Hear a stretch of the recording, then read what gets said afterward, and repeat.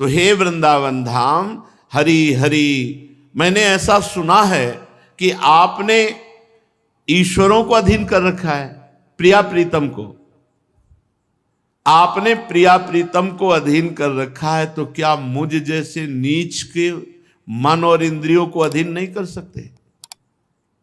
आपकी अपार सामर्थ्य है। जब आपने प्रिया प्रीतम के मन बुद्धि को अधीन कर लिया, वृंदावन परित्यज्य पादमेकम न गच्छति, तो मुझ जैसे नीच के मन और इंद्रियों को अधीन नहीं कर सकते।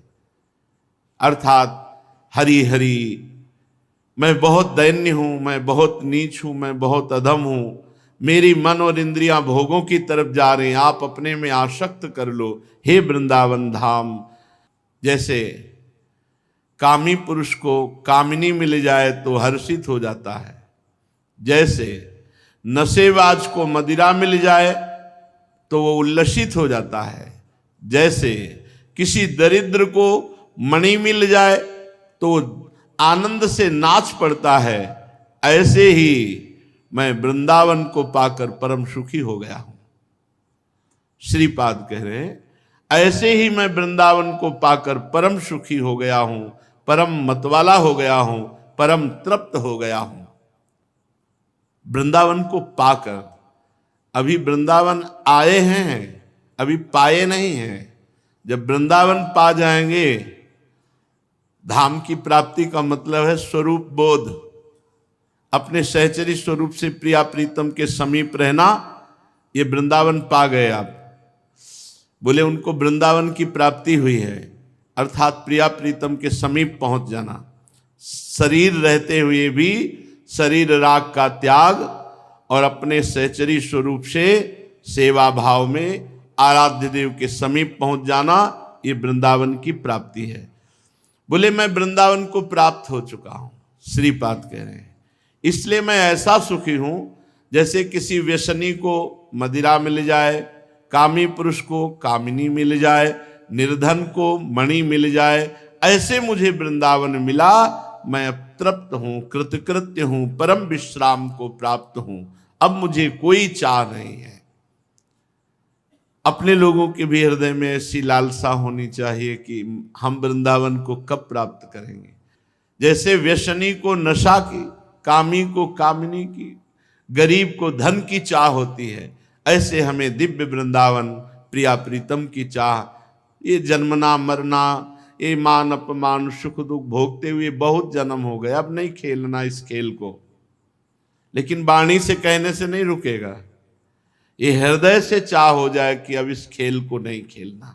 भगवान महादेव जी के द्वारा जो मायासुर ने 3 पुरों की रचना की और विश्व का संहार करने में लग गए दैत्य लोग, भगवान पिनाक पाणी ने बाण संधान किया तो अरबों असंख्यों एक बाण से बाण प्रकट होते हुए त्रिपुर में वास करने वाले समस्त दैत्यों का विनाश कर दिया।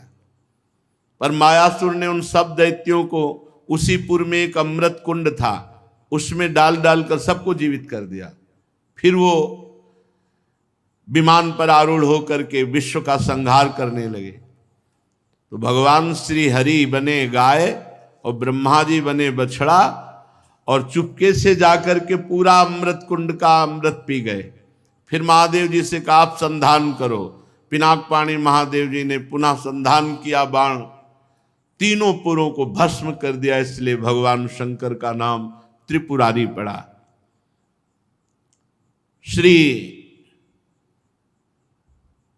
देवर्षि नारद जी राजसूय यज्ञ में महाराज युधिष्ठिर को यह कथा सुना रहे हैं।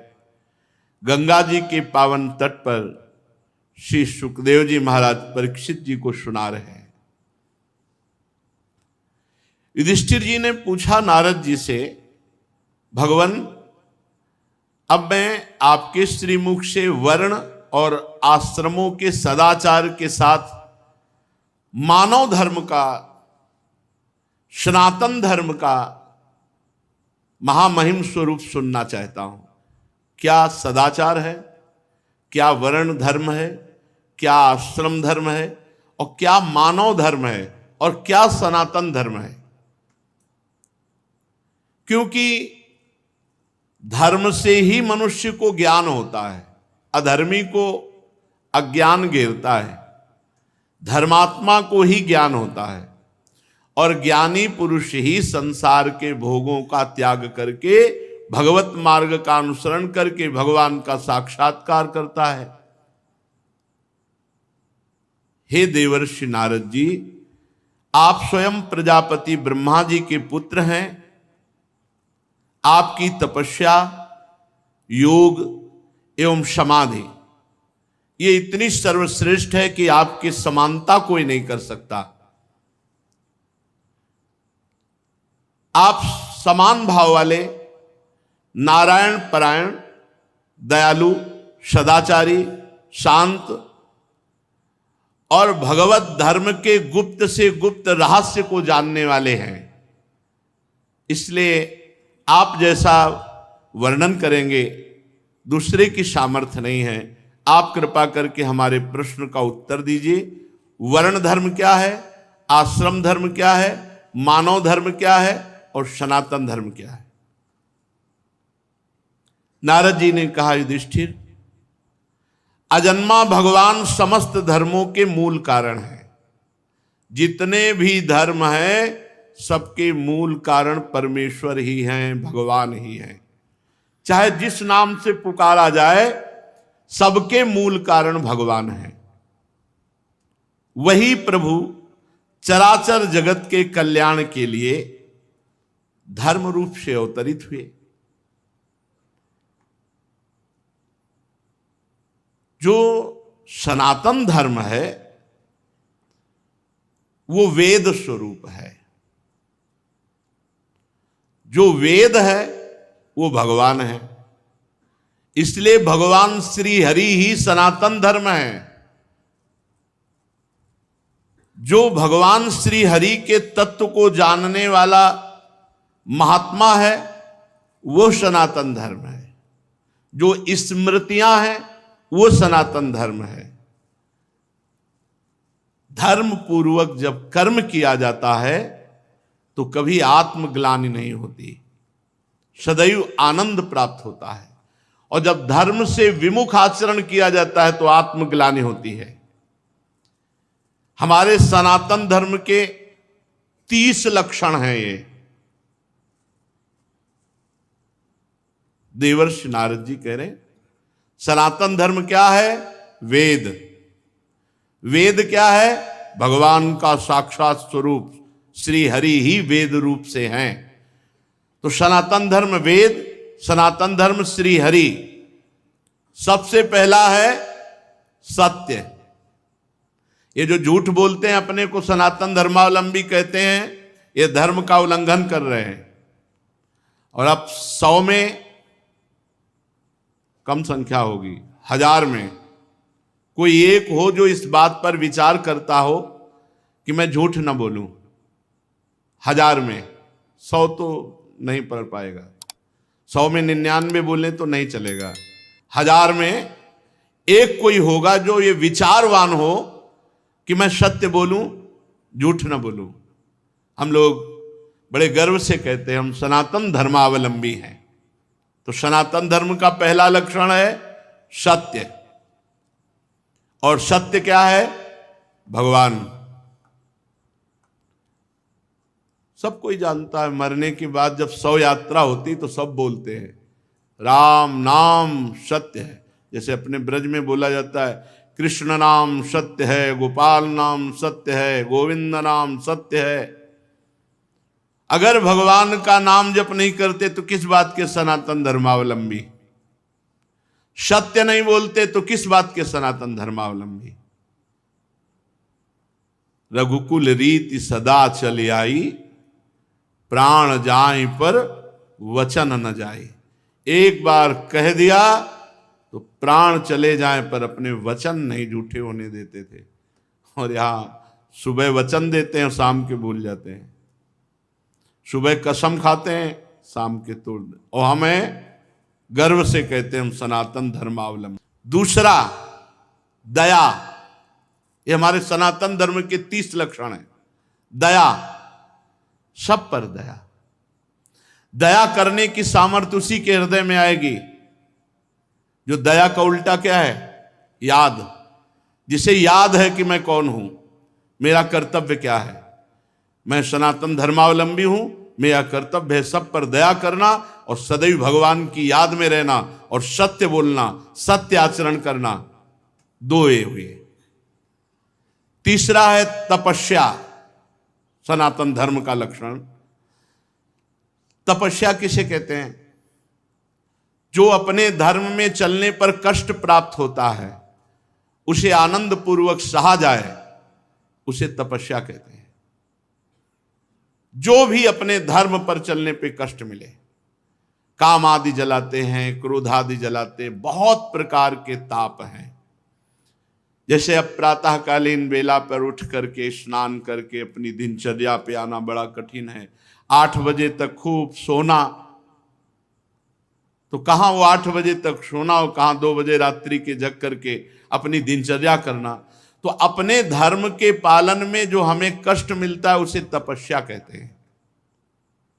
हमारे सनातन धर्म का तीसरा लक्षण है तप, तपस्या। चौथा है शौच। शौच माने पवित्रता, शरीर की बाहरी पवित्रता और हृदय की आंतरिक पवित्रता। ये सनातन धर्म है। खड़े खड़े लघु शंका करते हैं, पूरे कपड़े में छिट्टी पड़ती है, अपवित्र। शौचालय की सीट पर बैठकर लघु शंका करते हैं, उठे चल दिए, अपवित्र। शौच हुए, वैसे हाथ धो लिया चल दिए। नहीं, बाहरी और भीतरी दोनों पवित्रता होनी चाहिए। लघु शंका ऐसे स्थान पर करो जहां लौट कर तुम्हारे ऊपर छिट्टी न पड़े। हाथ धोइए, पैर धोइए, आचमन कीजिए। शौच उतने ही कपड़ा पहनकर होइए जितने प्रक्षालन धो सको। और साबुन मात्र से पवित्रता नहीं मानी जाती। साबुन से एक बार हाथ धो लो तो एक बार रज से जरूर हाथ धो। थोड़ी रज ले लो। मान लो आजकल बड़ी आधुनिकता है कि नालियां जाम हो जाएंगी, तो थोड़ी रज ले लो। और रज का स्पर्श ही पवित्र करता है।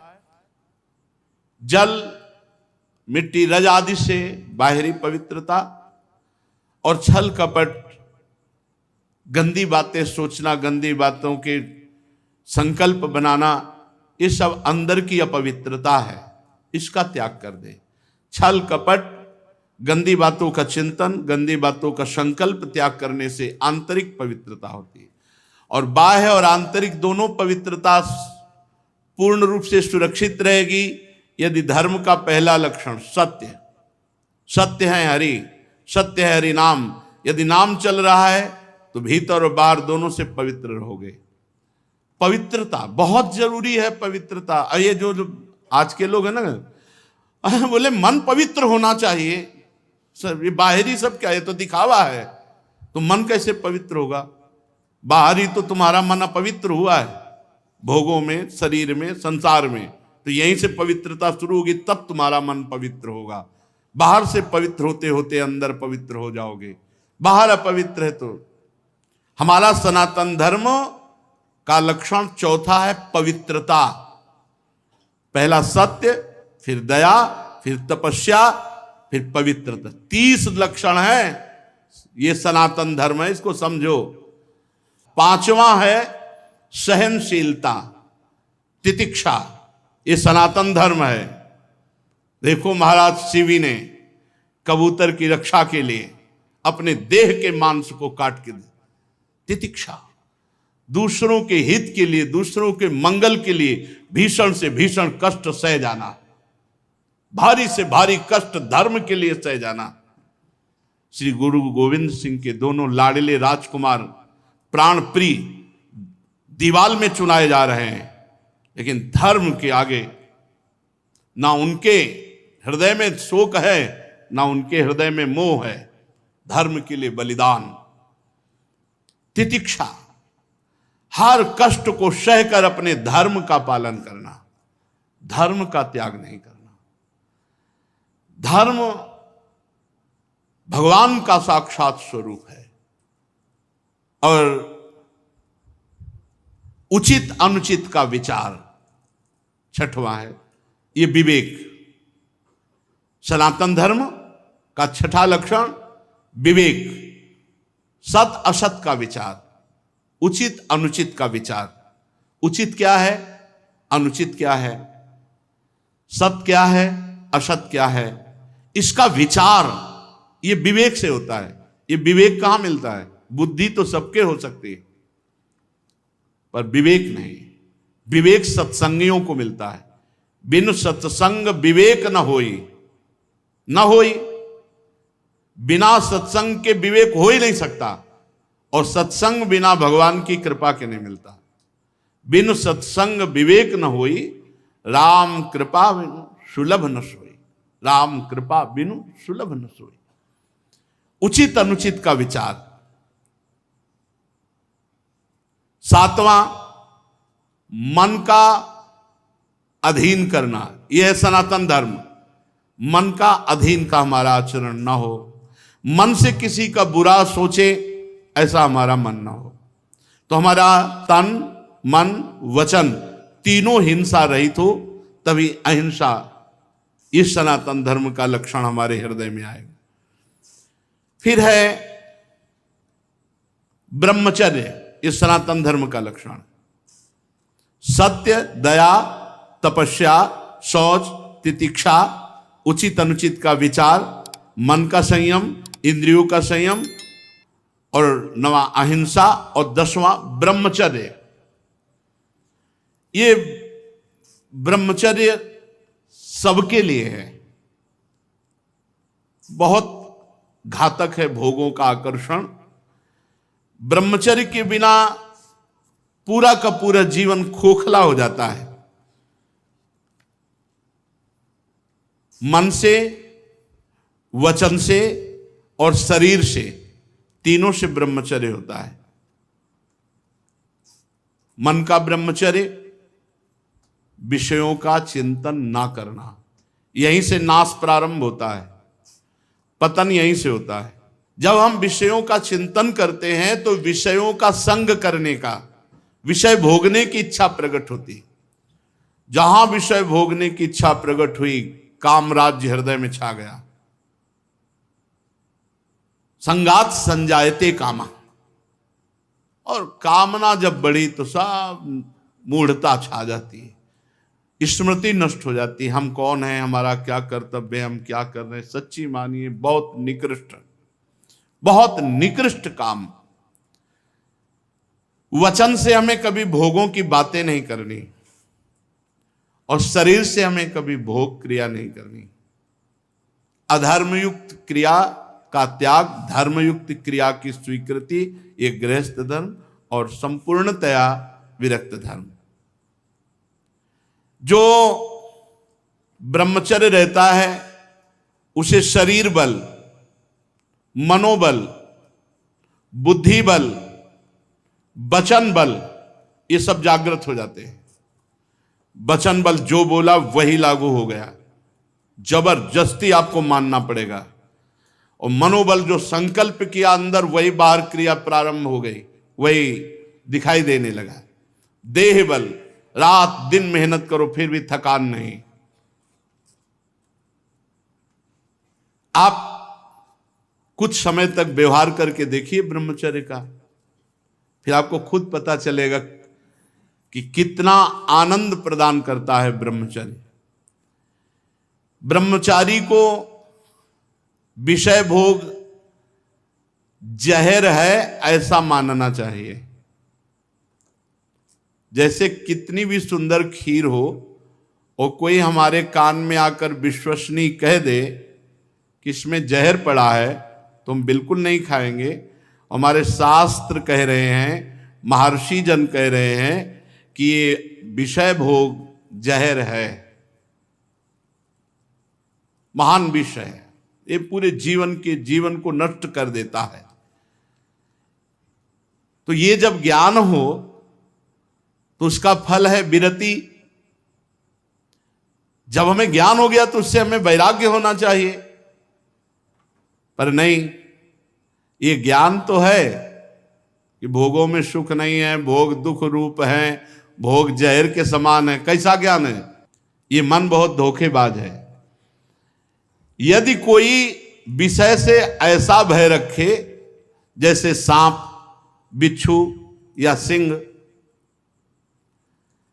कोई सांप आके गले लगना चाहे तो आप क्या करोगे? भागोगे ना। और बाघ देख लो, सिंह देख लो, भागोगे ना। ऐसे ही विषय भोग की इच्छा वाले कोई शरीर तुम्हारे नजदीक आ रहा है और तुम्हें भय नहीं लग रहा है, इसका मतलब है मरना चाहते हो, भ्रष्ट होना चाहते हो, नष्ट होना चाहते हो। सिंह आ रहा तुम्हें भागना नहीं सुनाई दिया, सांप दौड़ रहा तुम्हारी तरफ भागना नहीं सुनाई दिया, ऐसे ही भोग तुम्हारी तरफ आ रहा तुम भागे नहीं, मरना चाहते हो, मरोगे तुम। इसलिए आपको एक इंद्रियों के भोगों से जीतना पड़ेगा, लड़ना पड़ेगा। भटकते रहने से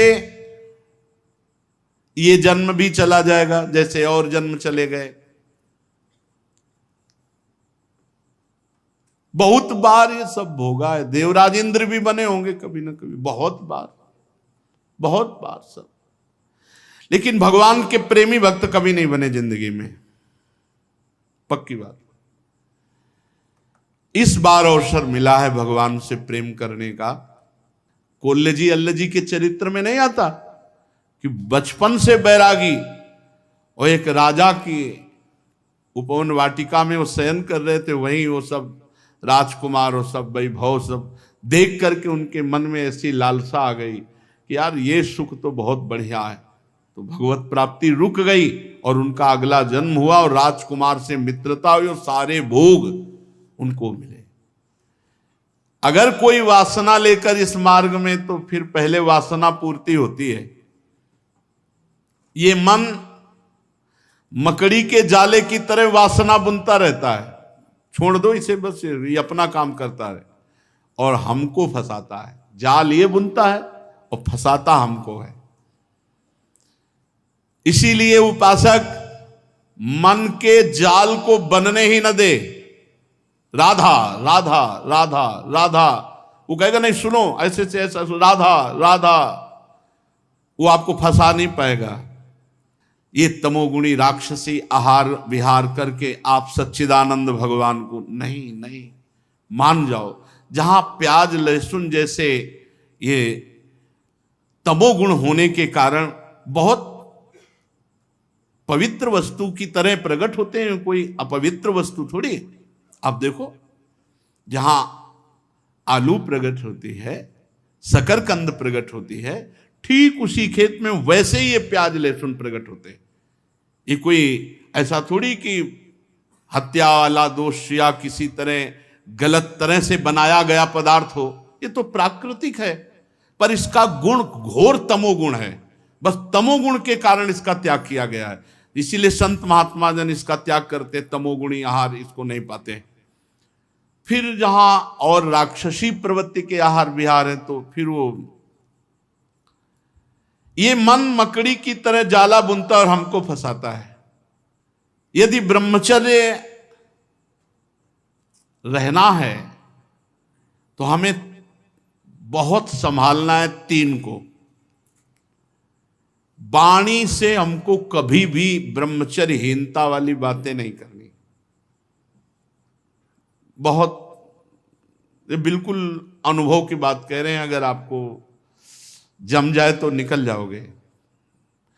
किसी भी तरह से अश्लील बात, गंदी बात वाणी से नहीं निकालनी। मौन हो जाओ, मत बोलो। बहुत चीजें ऐसी होती हैं जो अनुभव करके बोली जाती हैं। वाणी से आप रोज किसी से कहो झूठी, ऐसे मैं आपके बिना नहीं जी सकता, मैं आपके बिना नहीं जी सकता। एक दिन आपके मन में आ जाएगा मैं आपके बिना नहीं जी सकता। एक दिन आप स्वीकृति स्वयं में कर लेंगे कि मैं आपके बिना नहीं जी सकता। वाणी से बोलते रहो, तुम देख लेना, एक दिन किसी एक से बोलते रहो मैं आपके बिना नहीं जी सकता।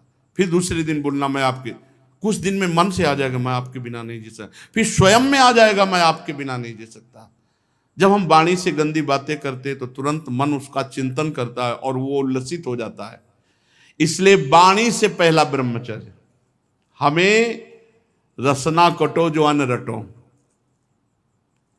अन्न बात जो प्रियालाल से विमुख करने वाली बात, जो कुत्सित बात, विकारें, जो विकार बढ़ाने वाली गंदी बात है, वो हमें नहीं करनी। नियम ले लो, नहीं करनी। आज से नियम ले लेते। जितने लोग कथा सुन रहे हैं, कोई इसमें पैसा लगने की बात नहीं। वाणी से हम गंदी बात, अश्लील बात, गलत बात नहीं बोलेंगे। वाणी का ब्रह्मचर्य। वाणी से गंदी बात नहीं बोलेंगे, अश्लील बात नहीं बोलेंगे, जो भगवत विमुख करने वाली बात है हम नहीं बोलेंगे। नियम ले लो। हम कोई कसम खाने की बात थोड़ी कहते। नियम ले लो। जहां ऐसी बात आवे, आप मौन हो जाओ।